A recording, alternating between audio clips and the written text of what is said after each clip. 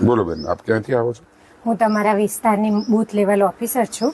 આ enumeration form છે ને એ ભરવાના છે તમારે. શેનું ફોર્મ? ઇન્યુમરેશન ફોર્મ, એટલે? ગણતરી પત્રક. અત્યારે જે SIR ચાલુ રહ્યું છે એમાં મતદારોનું વેરિફિકેશન થાય છે, એમાં આ ફોર્મ તમારે ભરવાનું છે. અચ્છા, એટલે આ ફોર્મમાં આ બધી વિગતો જોડે જે કાગળિયા માંગ્યા છે એ નહીં આપવાના કે ના. આપેલા છે તમે? ના, કોઈ કાગળિયા તમારે હાલ આપવાના થતા જ નથી.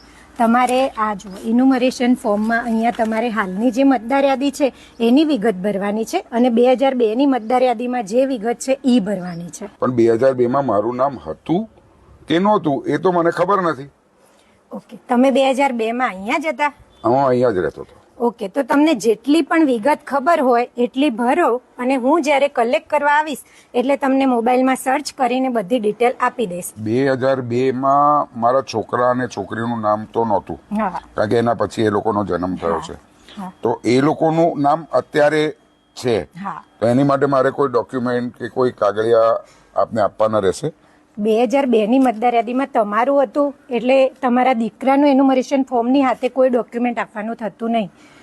તમારું અથવા તમારા ફાધરનું 2002ની મતદાર યાદીમાં નામ હોય એટલે કોઈ ડોક્યુમેન્ટ આપવાના રહેતા નથી. હા, તો પછી મારે આ ફોર્મ ભરીને ક્યાં આપવાનું? તમારે આ ફોર્મ ભરીને ક્યાંય નહીં આપવાનું. હું તમારા ઘરે આવીશ એટલે આ બધા ફોર્મ કલેક્ટ કરી લઈશ. અને આની જોડે કશું મારે કોઈ કાગળિયા લગાવવાના નથી? કોઈ જ લગાવવાનું નથી. આપના વિસ્તારના BLO આપના ઘરેથી જ એન્યુમરેશન ફોર્મ ડિસ્ટ્રીબ્યુશન અને કલેક્શન કરશે. હાલમાં કોઈ દસ્તાવેજી પુરાવા રજૂ કરવાના નથી.